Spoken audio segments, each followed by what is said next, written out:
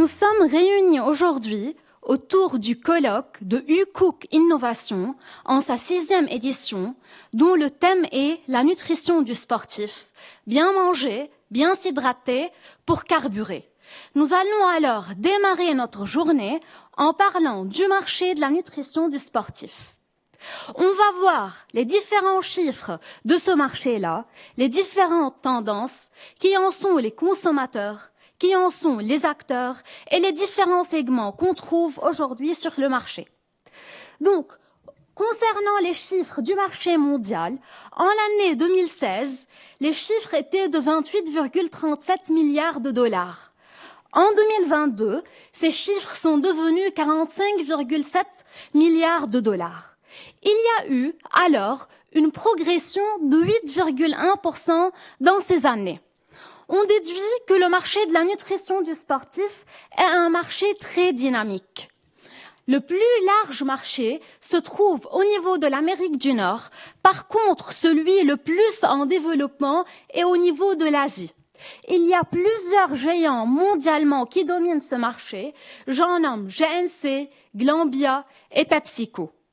Au niveau du marché européen, et comme vous pouvez le voir sur cet histogramme, le Royaume-Uni domine le marché avec un chiffre d'affaires de 670 millions d'euros. La France vient en 4e position avec un chiffre d'affaires de 110 millions d'euros et on prévoit une progression de 43,1% dans les 4 années à venir. La question là qui se pose est qu'est-ce qui fait que ce marché est un marché tellement dynamique? En fait, il y a plusieurs tendances qui ont donné à ce marché son dynamisme. Le premier phénomène est la démocratisation de l'activité physique. L'activité physique n'est plus uniquement dédiée aux bodybuilders ou aux athlètes de haut niveau. C'est devenu pour tout le monde. Tout le monde veut faire du sport, tout le monde veut brûler des calories. Le deuxième phénomène est l'alimentation saine. Chacun cherche à manger bien, à manger sain. On vise même à ce que notre nutrition soit la vitrine de notre bien-être. Alors, le premier phénomène, lié au deuxième phénomène, ont mené à un résultat qui est la nutrition du sportif. Aujourd'hui, on parle plus de régime alimentaire, on parle de lifestyle, on parle de mode de vie.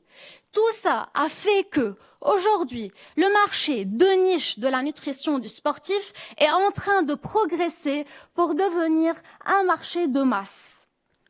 Mais si on veut voir les phénomènes avec plus de détails, on voit un engagement croissant des consommateurs dans les clubs de fitness. Et en fait, c'est dû à 2 décennies de campagnes publicitaires et de sensibilisation gouvernementale pour faire du sport, comme par exemple Manger Bouger en France. Accompagné avec ça, il y a une montée de végétalisme. Et comme vous pouvez le voir, il y a une augmentation en flèche de la consommation de la nutrition à base de plantes et c'est dû à 2 raisons principales. La première est que chaque consommateur est en train de chercher l'alimentation saine et chaque consommateur est en train de devenir un consommateur responsable envers son environnement et envers son écologie. Donc, aujourd'hui, des nouvelles typologies des pratiquants sportifs ont engendré une hypersegmentation de ce marché. Il y a les consommateurs axés sur le mode de vie, il y a des culturistes, on trouve aussi des athlètes et des consommateurs ludiques. Et puisque le nombre de consommateurs a augmenté, c'est normal que le nombre des acteurs aussi a augmenté. Les spécialistes de la nutrition sportive et les laboratoires pharmaceutiques historiquement présents sur le marché de la nutrition du sportif se voient aujourd'hui rejoindre sur ce même marché avec les fabricants de compléments alimentaires, les industriels de l'agroalimentaire, les fournisseurs d'ingrédients et les distributeurs d'articles de sport. Les spécialistes de la nutrition sportive sont par exemple Overstim, Nutrition et Santé avec leur marque Isostar. Les laboratoires pharmaceutiques sont par exemple EA Pharma avec sa marque Ifit et Manarini avec sa marque Isoxan. Sur le marché, on trouve les industriels de l'agroalimentaire. Il y a les géants, comme par exemple Coca-Cola, Danone, Nestlé et Lactalis, mais il y a aussi les industriels plus spécialisés, comme Nutri-Dry, avec sa marque MX3, qui sont des produits lyophilisés pour la nutrition du sportif, et Balarama, qui aujourd'hui produit plus de 20 millions de barres céréaliers pour la nutrition du sportif. Et pour pouvoir faire tout ça, on trouve les fournisseurs d'ingrédients. Au niveau des protéines animales, il y a par exemple Lactalis, Laita et Armor Protein. Et au niveau des protéines végétales, il y a par exemple le Goësan, MCO Production et la fabrique Occitane.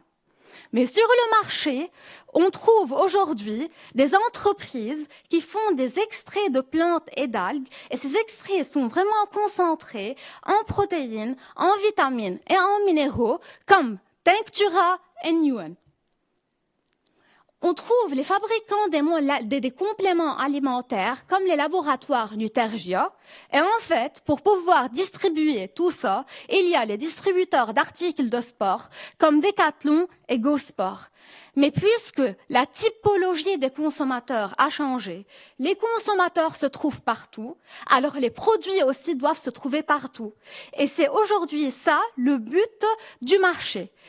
Le nouveau but est les GMS. Par exemple, Nu3, en l'année 2019, a mis ses produits sur les étagères de Monoprix et en 2021, ils ont mis ça au niveau du Carrefour Hypermarché et du Carrefour Market.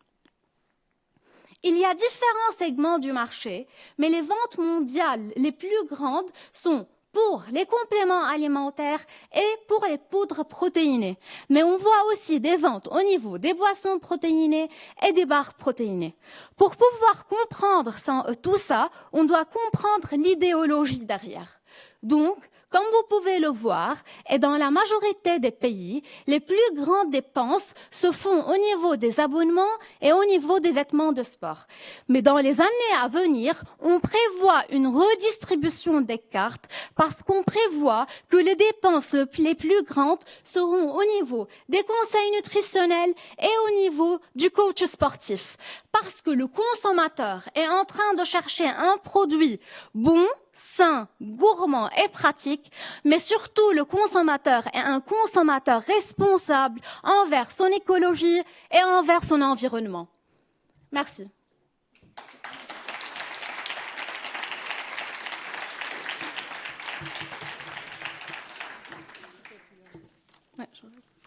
Merci beaucoup. Merci beaucoup, Anna-Maria. Merci beaucoup, Anna-Maria, pour cette intervention éclairante sur le tour d'horizon du marché de la nutrition sportive. Si vous avez des questions, c'est le moment, n'hésitez pas. Vous pouvez également poser les questions en scannant le QR code. Alors, nous avons une question. Pourquoi est-ce que le marché le plus grand est-il en Amérique du Nord ? Parce qu'en fait, au niveau de l'Amérique du Nord, se trouve l'Amérique. Et on croit que l'Amérique vraiment est un pays qui participe toujours aux tendances. Et c'est eux qui ont commencé avec la tendance des lifestyles et des modes de vie qui fait le lien entre la nutrition et le sport. Merci beaucoup, Anna-Maria.